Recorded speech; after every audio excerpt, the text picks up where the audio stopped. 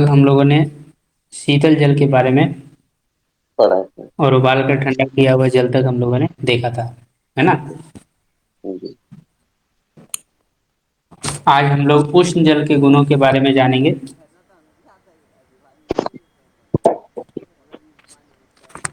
उष्ण जल के क्या गुण हैं और उष्ण जल किसको कहेंगे, ये भी जानेंगे। दीपनम पाचनम कंठेयम लघुषणम बस्ति शोधनम हिदमाधानानिलेशम कितना आत्मा। सद्या हम्म। शुद्धि नव ज्वरे काशाम पीनस श्वास पार्श्व रुक्षु च शस्यते। जी। तो यहाँ पे गर्म जल का लाभ बता रहे हैं, गर्म जल के क्या फायदे हैं। तो ये भूख को बढ़ाता है, गर्म जल भूख को बढ़ाता है, आम का पाचन करता है, आम का पाचन करता है। गले के लिए हितकर है, यानी जिसको गले की समस्या है ना, उसको गर्म पानी का सेवन करना चाहिए। लघु है, मतलब डाइजेस्ट जल्दी हो जाता है गर्म पानी, ठीक है। बस्ती का शोधक है, यानी मूत्र को शुद्ध करता है, मतलब बस्ती का शोधक है, मूत्र शोधक। बस्ती शोधक अर्थात मूत्र शोधक भी है, ठीक है। जी। हिक्का, हिचकी में लाभकारी है गर्म जल। हिचकी में, अफारा में, वात के रोगों में, कफ के रोगों में, जिसने अभी तुरंत उल्टी किया है उसमें, जिसने जुलाब लिया है उसमें, नया बुखार में, खांसी में, आम की वजह से जिसको पाचन की प्रॉब्लम है उनमें, पीनस में, सांस की प्रॉब्लम में, और छाती के दर्द में, ठीक है। छाती के दर्द में हितकारी है। पार्श्वशूल रोगों में इसका प्रयोग प्रशंसित है। तो आप लोगों के मन में आएगा कि ये गर्म जल होता क्या है। तो इस विषय में अष्टांग संग्रह में बहुत अच्छी तरीके से बताया है कितना हमें उबालना है अगर हमें लाभ लेना है। तो ये जो इन सब रोगों में फायदा लेना है तो पानी को कितना उबालना है। हम्म। क्षीण पादामेदः सुसद्यः शुद्धौ नव ज्वरे दीपनम पाचनम कंठम लघु वस्ति शोधनम। जी। देश, ऋतु और गुरु लघु का विचार करके, जैसे जल का। जी, आवाज आ रही है। जी जी। देश, ऋतु और गुरु लघु का विचार करके पानी को चार भाग, तीन भाग या आधा भाग जला करके पीना होता है। और इसमें देश ऋतु की अपेक्षा आप इसको इस तरीके से समझिए कि जहाँ पर पानी थोड़ा गुरु है, कम गुरु है, तो वहाँ पर आपको पानी का 25% जलाना है, ठीक है। 25% जलाना है। जहाँ पर पानी बहुत ज़्यादा भारी है, बहुत भारी है, ठीक है, तो वहाँ पर आप जी पानी को 75% जलाइए, उबालना है तो, ठीक है, उबाल के। जी। और जहाँ पर पानी मीडियम है तो वहाँ पर आप 50% जला दीजिए। तो वहाँ यहाँ पर ये चीज़ ये कहना चाह रहे हैं। तो इस तरीके से उबाल करके यदि आप पानी लेते हैं तो ये पानी इन रोगों में लाभकारी है, जैसा कि हमने पीछे अभी अष्टांग हृदय में देखा था, ठीक है। जी उसमें कंडीशन क्या दे दिया, अभी मैंने योग रत्नाकर का अभी रेफरेंस भेजा है कि उष्ण जल के गुण, उष्ण जल के जो लाभ बताए हैं, ये लाभ तब कब मिलेंगे जब ये सिम्टम्स और भी साथ में दिए हुए हैं। तो वो आप देख लीजिए उष्ण जल की परिभाषा। जी, पढ़िए। यत् हम्म। क्वाथमानं निर्वेगं निष्फेनं निर्मलं भवेत् अर्धावशिष्टं भवति तदुष्णोदकमुच्यते। तो यहाँ पर ये कहना चाह रहे हैं कि हमने पानी को उबाला, गुरु लघु का विचार करके 25%, 50% अथवा 75% हमने उबाला। उबालने के बाद यदि वो पानी वेग रहित, निष्फेन जिसमें झाग नहीं हो, निर्मल यानी शुद्ध, ट्रांसपेरेंसी, और उसका 25%, 50% अथवा 75% गुरु लघु का विचार करते हुए अगर वो रहे तो वो उसको हम गर्म जल मानेंगे, उष्ण जल मानेंगे। ये बात समझ में आ गई आप दोनों को? जी मनीष जी, अपनी? जी जी जी। तो ये बात आपको ध्यान रखना है। यही मतलब जो उष्ण जल ठंडा भी हो गया तो भी वो उष्ण जल ही है, गर्म नहीं, करके। उष्ण जल गर्म करके ठंडा वाली बात आगे रखेंगे। ये कफ और वात की यदि आपको प्रॉब्लम है तब आप गर्म जल पिएंगे तो अधिक अच्छा होगा। अन्यथा अच्छा। आप उबाल करके ठंडा करके भी पी सकते हैं, वो तीनों में तीनों दोषों पे काम करता है। ठीक है, वो आगे हम इसको क्लियर करेंगे, चिंता मत करिए, आगे ठीक। आएगा, महर्षि भागवत जी आगे क्लियर कर रहे हैं। ये बात समझ में आ गई आप लोगों को? जी जी। आगे श्लोक पढ़िए, 18वां अष्टांग हृदय का। जी जी। अनभिष्यन्ति लघु च तोयं क्वथित शीतलं पित्तयुक्ते हितं दोषे व्युषितं तत्रिदोषकृत। तो मान लीजिए हमने ऊपर जो जल गर्म किया, अब वो ठंडा हो गया है, तो ठंडा हो गया है तो उस जल को यदि पिया जाए तो वो जल भी पचने में हल्का होता है और भारी भी नहीं हो, अभिषेक भी नहीं है, ठीक है, लघु होता है। ये जल वात पित्त में भी काम करता है। जैसे खास करके मान लीजिए किसी में पित्त जुड़ा हुआ है, कफ के साथ पित्त हो या वात के साथ पित्त हो, तो उस अवस्था में आपको उबाल करके ठंडा किया हुआ जल ही श्रेष्ठ रहेगा। कफ के साथ यदि वात हो तब आप गर्मा गर्म जल ही उसको देंगे तो श्रेष्ठ रहेगा। यदि पित्त जुड़ा हुआ है कफ के साथ अथवा वात के साथ, या तीनों दोष बड़े हैं जिसमें पित्त की अधिकता हो, तो उनमें क्या करना पड़ेगा अवनीश जी, मनोज जी? मतलब उसको उबाल जो कर उबाल कर ठंडा हो जाए तब ठंडा किया हुआ जल। अगर हम गर्मा गर्म जल देंगे तो उससे क्या होगा? पित्त की वृद्धि हो जाएगी और अग्नि, कफ वो पित्त बढ़ जाएगा ना। गरम गरम होने से गर्म चीज क्या करता है? पित्त उष्ण को से बढ़ाता उष्ण चीज, हाँ, उष्ण पित्त चीज बढ़ाएगा। पित्त को बढ़ाता है ना। है। जी तो इसीलिए हमें ऊपर जो विधि बताया है, अगर हम उसको शीतल करके पीते हैं तो तीनों दोषों में काम करता है, त्रिदोष नाशक है, ठीक है, एक तरह से देखा जाए तो। लेकिन खास करके उसमें भी यदि पित्त जुड़ा हुआ है, इन्वॉल्व है, त्रिदोष की जैसे उक्त विधियों से पकाकर शीतल किया हुआ जल अभिसंधि नहीं होता, अपितु वह लघु है। ये जल वात पित्त अथवा कफ पित्त तथा सन्निपात में भी यदि पित्त की अधिकता हो तो लाभकारी है। ये बात समझ में आ गई आप लोगों को? जी यदि आप शहद का सेवन कर रहे हैं, यदि आप दही का सेवन कर रहे हैं, यदि आप उन चीजों का सेवन कर रहे हैं जो कल काश्यप जी ने बताया उन चीजों का, तो उस अवस्था में आपको क्या करना पड़ेगा? गर्म जल पीना पड़ेगा या उबाल कर ठंडा ठंडा, किया हुआ जल पीने का? उबाल ठंडा कर किया हुआ। ठंडा किया हुआ। उबाल कर उबाल ठंडा किया हुआ जल पीना पड़ेगा। जो लोग रोज नित्य रूप से शहद का सेवन करते हैं उन्हें इस बात का अवश्य ध्यान रखना बहुत जरूरी है। उबाल कर अब ठंडा ये हो जाए तब उसमें शहद के साथ पीना।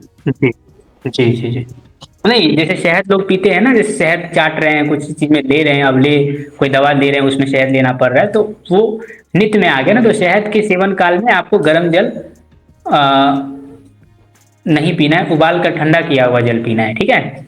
जी हम्म। अच्छा, एक बहुत इंपॉर्टेंट बात, इस बात का आपको ध्यान रखना है, दिन में गर्म किया हुआ जल रात में नहीं पीना है, इस बात का ध्यान रखिएगा, बासी हो जाता है, ठीक है। और रात में गर्म किया हुआ जल सुबह जो है नहीं पीना होता है। क्यों नहीं पीना है जी, क्या वजह है? तो इस विषय पे हमारे ग्रंथों में बताया गया है, इसी बात को एक बार देख लेते हैं। जी पढ़िए, योग रत्नाकर का है, जी जी। दिव्या, ये उष्णोदक दिव्या। निषेध, गर्म जलपान निषेध। दिवाश्रितम तु यतोत्तयम रात्रौ तद्गुरुताम व्रजेत रात्रौ हम्म, रात्रौ श्रितम दिवा तद्वद गुरुत्वमधिगच्छति। तो दिन में गर्म किया हुआ जल रात में इसलिए नहीं पीना चाहिए क्योंकि वो रात में भारी हो जाता है, और रात में गर्म किया हुआ जल सुबह इसलिए नहीं पीना चाहिए क्योंकि रात में गर्म किया हुआ जल सुबह भारी हो जाता है, इसलिए इनको नहीं पीना। क्योंकि और महर्षि भागवत जी ने बताया है कि ऐसा जल त्रिदोष कारक है, यानी वात पित्त कफ तीनों को बढ़ाने वाला है। ठीक है, और अष्टांग संग्रह में 2 कदम आगे जाकर के इस पर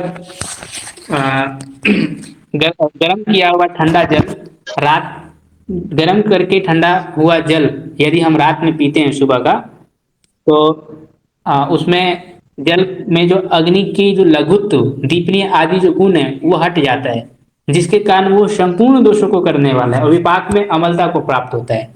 ठीक है, जिसके कारण वात पित्त कफ तीनों प्रकोपित हो जाते हैं। इस बात का हमें ध्यान रखना बहुत जरूरी है। जी।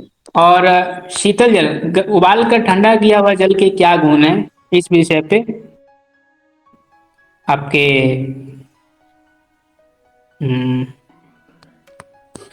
अष्टांग संग्रह में और अच्छी तरीके से स्पष्ट रूप से समझाया है, ये भी हमें देख लेना चाहिए। पाषाण रूप्य वृद्ध ऋतम भवेत्य यूर्षितम तच्च। तो यहाँ पर ये कह रहे हैं महर्षि भागवत जी, तो जिस जल में पत्थर चांदी सोना लाख मिट्टी का घड़े के टुकड़े, ये सब मतलब लाख आदि में लोह पिंड, इन सब को गर्म करके और उस पानी में बुझा दिया जाए अथवा उबाल कर ठंडा किया हुआ जल त्रिदोष नाशक है और तृष्णा नाशक है। ठीक है, सूर्य की किरणों से गर्म किया हुआ जल भी त्रिदोष नाशक है और तृष्णा नाशक है। यानी गर्म करके शीतल किया हुआ जल हल्का है, उसमें रुक्षता रहित है। तो यहाँ पे ये बात समझ में आ गया ना, कल जो बात हो रही थी किन्हें शीतल जल लेना चाहिए, तो जिनके शरीर में ड्राइनेस बहुत अधिक है, रूखापन बहुत अधिक है, तो क्या उनको गर्म जल पीना चाहिए, उबाल कर ठंडा किया हुआ जल पीना चाहिए? उबाल कर ठंडा किया हुआ जल क्यों पीना चाहिए? उसमें ड्राइनेस क्या है उसके अंदर, उबाल कर ठंडा किया हुआ जल में रूखापन नहीं है, रूखापन भी नहीं है और प्लस लघु भी है, इजी टू डाइजेस्ट भी है और ड्राइनेस भी नहीं है, रूखापन भी नहीं है। तो इसीलिए गर्म करके शीतल किया हुआ जल हल्का है, रुक्षता रहित है, क्लम नाशक है, थकान को दूर करता है। जो लोग, कल हमने पढ़ा था कि जो लोग बहुत लंबे ट्रेवल करने के कारण, यात्रा करने के कारण थक गए हैं, तो उनको भी उबाल कर ठंडा किया हुआ जल क्या है, पथ्य है जी। और पित्त कफ के मिलित होने पर अथवा सन्निपात में उत्तम है।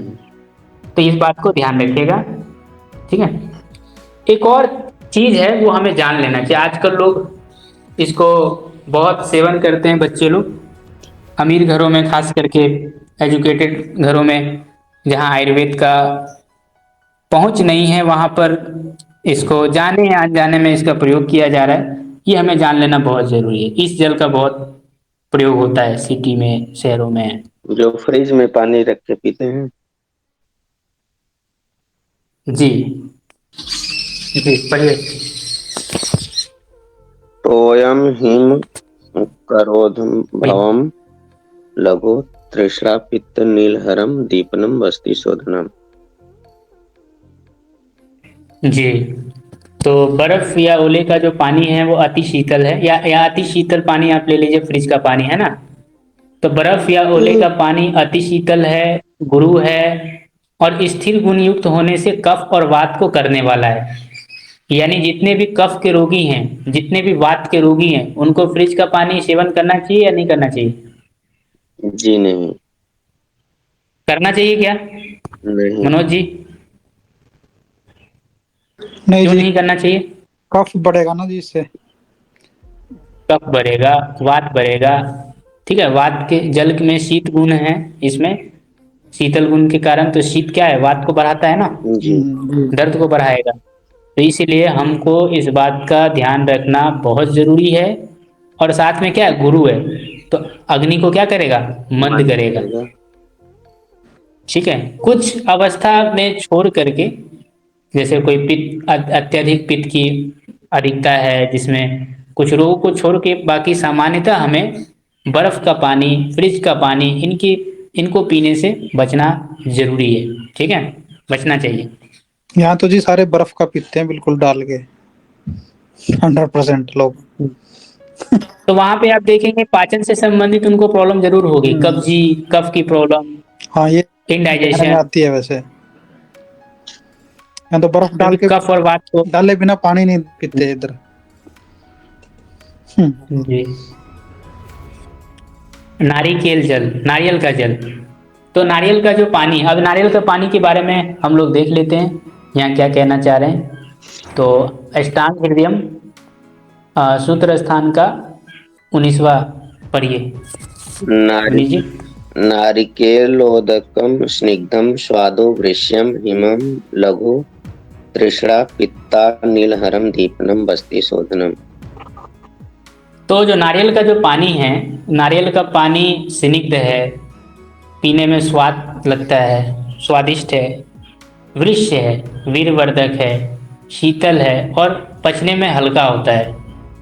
और ये प्यास को बुझाता है, जो प्यास, जिसको ज़्यादा प्यास तृष्णा रोग है उसमें फायदेमंद है।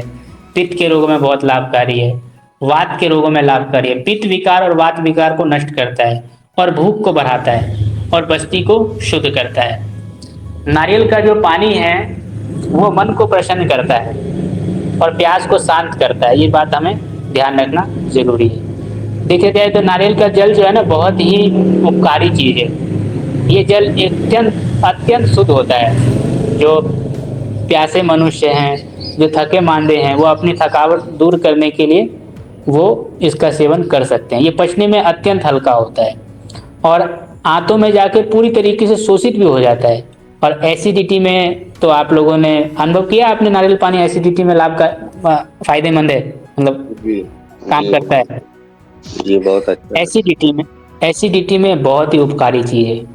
और बुखार में, विशिचिका में रोगी को प्यास को शांत करने के लिए इसका बहुत उपयोग करते हैं डॉक्टर लोग, एलोपैथी वाले। ये मूत्र शोधक है, इसलिए ये मूत्र शोधक है। ठीक है, मूत्र मार्ग का क्या करता है, शोधन करता है। तो यहाँ पर बस्ती को शुद्ध करता है, अर्थात मूत्र को शोधन करता है। तो मूत्र शोधक होने के कारण इसीलिए इसका प्रयोग पथरी में, पेशाब, यूटीआई में, जिसमें पेशाब खुल के नहीं आता, उसमें, सुजाग आदि मूत्र रोगों में बहुत फायदा करता है। एक्चुअल में देखा जाए तो जो नारियल का पानी है ना, वो मतलब बहुत ही अद्भुत चीज है, बहुत अच्छी चीज है। इसका सेवन हमें रोग में, एसिडिटी वगैरह में जहां जरूरत पड़े कर लेना चाहिए, इनसे भी हमें लाभ ले लेना चाहिए। जी। तो नारियल का पानी हमने देख लिया, अब लास्ट पढ़िए उसके बाद। वर्षासु दिव्य नादये परम तोयस वरावरे। वर्षा ऋतु में जो वर्षा का जल है वो उत्तम होता है पीने के लिए, और नदी का जल पीने योग्य नहीं होता। यानी कुल मिलाकर देखा जाए तो बरसात में वर्षा जल अत्यंत लाभकारी है, और बरसात में नदी का जल अत्यंत हानिकारक है। तो आज हम लोगों ने जल के विषय में संपूर्ण रूप से जितना संभव हो पाया उतना हम लोगों ने जानकारी इकट्ठा कर ली है। चरक से, सुश्रुत से, भागवत से, अष्टांग हृदयम से, अष्टांग संग्रह से, काश्यप से, योग रत्नाकर से, इनमें से जो जो उत्तम उत्तम चीजें थी जल के विषय में, जो जो बातें थी आप लोगों को समझाने के लिए, तो बातें ले ली गई हैं। अब कल हम लोग आगे से दूध के विषय में जानेंगे। ठीक है, तो शांति पाठ करके कक्षा को विराम देते हैं। एक चीज पूछना है वैद्य जी। हेलो। बोलिए। यार, ये जो वर्षा ऋतु का जल है, क्या इसको हम लोग मतलब इकट्ठा करके जैसे किसी बर्तन में रख सकते हैं, तो वो बासी या ऐसा कुछ नहीं, बासी होगा? का मतलब होता है उबाल कर ठंडा किया, उबाला हुआ जल बासी हुए, बासी माना जाता है। ठीक है, अच्छा। कच्चा जल नहीं। अगर वर्षा के इसको जल में, हाँ, जी, अगर ये जैसे बारिश का जो पानी है इसको अगर हम रख लें किसी बर्तन में हाँ और हाँ, इसको पीते रहे तो इससे कोई दिक्कत नहीं है ना? कोई दिक्कत नहीं है, कोई दिक्कत नहीं, इसको सालों भर पी सकते हैं आप। जी, ठीक है। अमृत है अमृत, वर्षा का जल देवताओं के लिए मतलब बहुत तारीफ की गई है। वर्षा का जल रसायन है, बुद्धिवर्धक है, ओज को बढ़ाता है, ठीक। उसका पीने से चेहरा निखर जाएगा, लाइटिंग आ जाएगी। खाना हो पानी हो जो भी खाएंगे पिएंगे सब पचेगा। उसमें आप चावल बनाइए, खाना रोटी बनाइए, पीने में यूज करिए, नहाने में यूज करिए, समझे। जी, जी, जी। तो प्रकृति ने जैसे जी इतना वो सुंदर व्यवस्था दी तो रखा रखा फिर उसके ना तो सूर्य का प्रकाश लगेगा तो वो रखा दूषित रखा नहीं फिर हो हम जाएगा। शुद्ध करके फिर हमें 8 कपड़ा छान करके प्रयोग कर लेंगे ना। मैं मान लो मैल जम गया, फिर 8 कपड़ा छान के प्रयोग कर लेंगे। जी। नहीं उबालना नहीं है उसको फिर। उबाल सकते हैं या छान सकते हैं, फिटकरी चूना डाल सकते हैं, जो भी है बाद मतलब में शुद्ध तो जब करना एक वक्त पड़ेगा के ना। बाद। हाँ शुद्ध कर लेंगे ना। वो तो फिर नॉर्मल पानी भी कर सकते हैं ना, मतलब लेकिन डिफरेंस कह लेकिन रहा। देखा जाए तो उतना खराब नहीं होता, लेकिन औरों के मुकाबले जितना हमें मेहनत, जितना एफर्ट्स अन्य जलों में करना पड़ेगा उतना वर्षा जल में नहीं करना है, नहीं करना पड़ेगा। ठीक है। और अच्छे पात्र में रखेंगे तो खराब नहीं होगा वो जल्दी। ठीक है। ठीक है। ठीक। और लगा, देखिए मैंने पानी के 5 दोष शुरू से बता दिए: गंध दोष, पिच्छिल दोष, वर्ण दोष, है ना। अगर इनमें से कोई दोष दिखता है तो आप शुद्ध कर लो, नहीं दिख रहा है तो आप यूज कर सकते हो ना। जी। आप करके देखो ना, प्रयोग करने की बात है ये चीज। ठीक है। ठीक है जी। तो हम लोग और पूछना है अवनीत जी? जी नहीं, यही बस। अगर आपको लगता है कि वर्षा के जल में इस तरीके का दोष आ गया है, जो 5 दोष लक्षण बताए, शुद्ध और अशुद्ध जल के लक्षण तो आप लोगों को पता चल गया है ना, तो आपको जी, टेंशन अब किस बात की लेनी है। बुद्धि है, विवेक है, अब आप देख करके विचार करके कर लीजिएगा। ठीक है।